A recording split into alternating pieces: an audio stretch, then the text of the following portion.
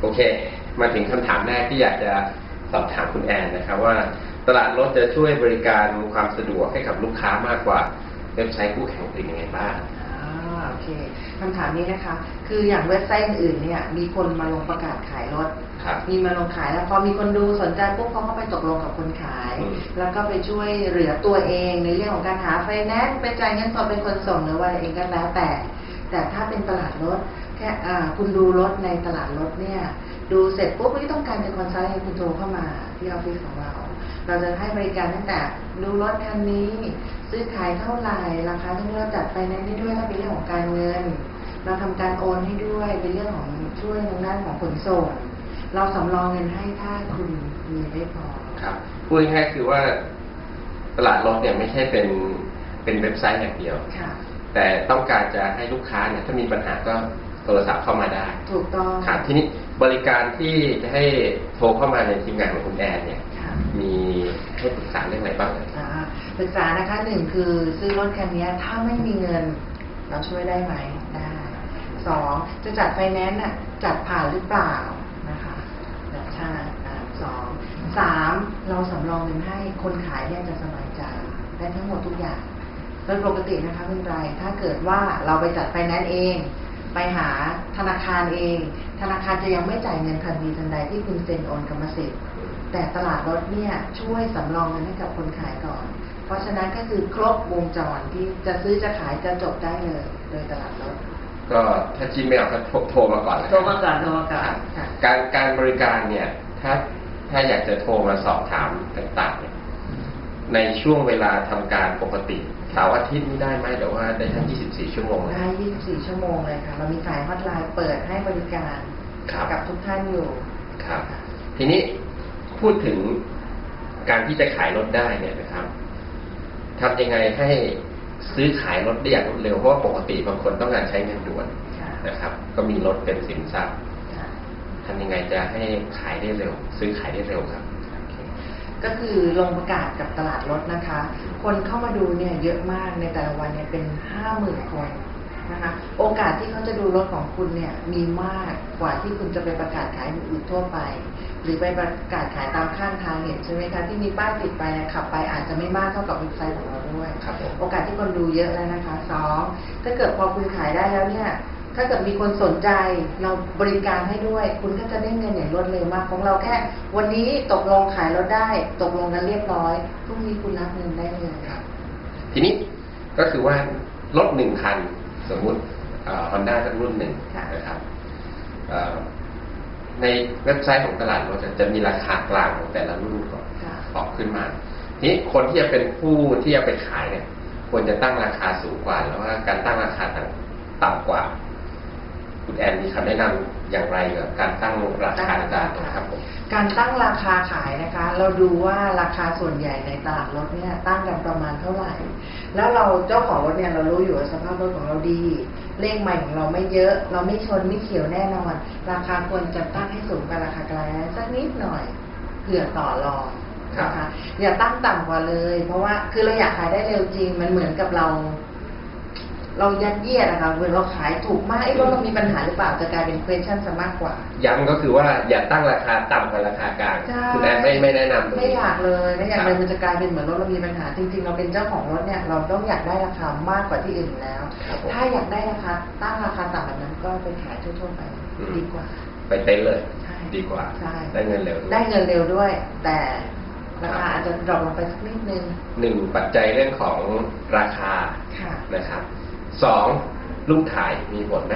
รูปถ่ายรถก็มีผลนะมากใช่เพราะถ่ายให้ดูสวยมุมไหนที่คนดูแล้วสนใจ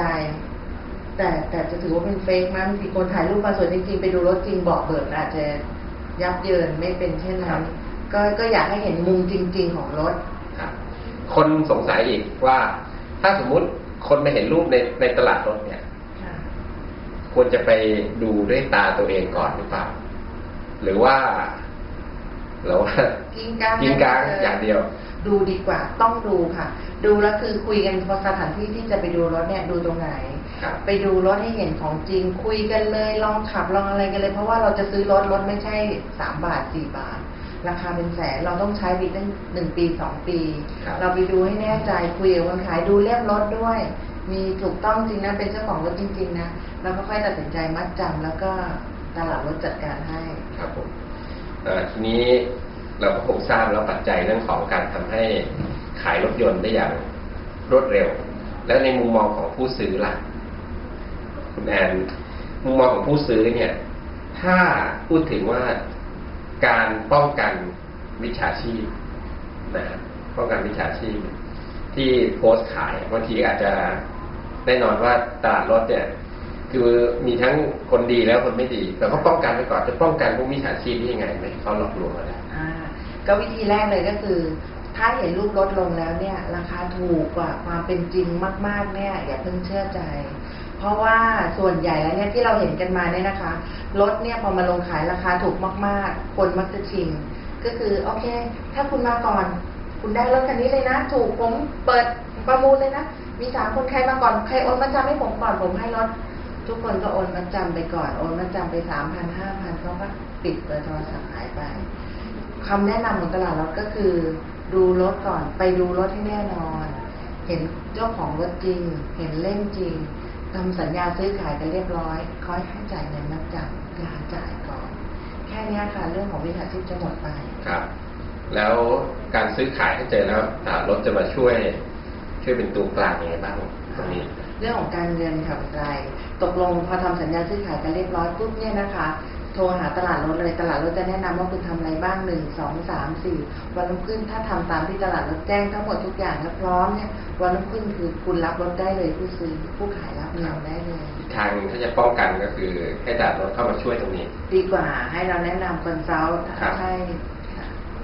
อย่าไปทำกันเองบางทีอาจจะถูกหลอกได้แล้วเราจะช่วยเช็คอีกทีนึงก่อนใช่ค่ะเราจะช่วย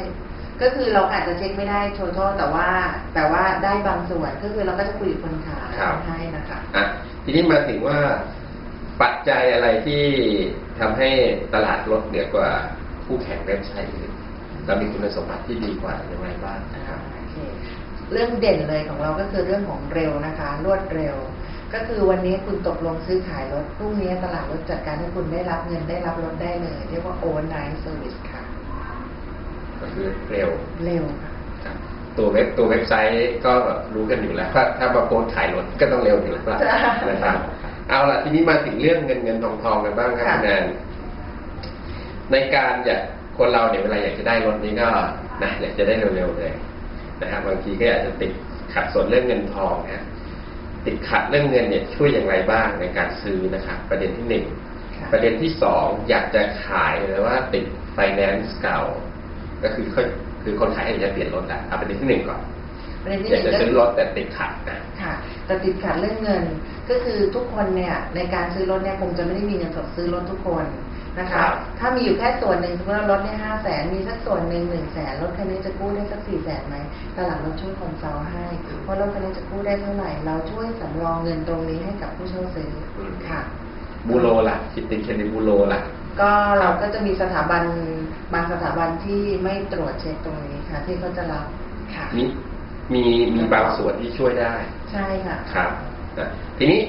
อยากขายติดไฟแนนซ์เก่าอยากขายติดไฟแนนซ์ตลาดรถจัดการให้เป็นที่เดียวที่เราดำเนินการให้อยากขายได้หาผู้ซื้อมาได้ปุ๊บเนี่ยตลาดรถจัดการปิดไฟแนนซ์เดิมให้ผู้ขายรับเงินส่วนต่างไปเลยแล้วก็ผู้ซื้อได้รถกลับไปเลยทันทีค่ะตลาดรถจัดการปิดไฟแนนซ์ให้ค่ะครับคนที่เป็นผู้ซื้อผู้ขายเนี่ยต้องมาเจอกันที่นี่ที่ตลาดรถสำนักงานตลาดรถอยู่ที่ไหนครับสำนักงานตลาดรถอยู่อาคารวานิสาค่ะซอยชิดลมหลังเซ็นทรัลชิดลมหุ่นใดค่ะมารถไฟฟ้าได้เลยครับค่ะวันนี้ขอบคุณคุณแอนนะครับค่ะ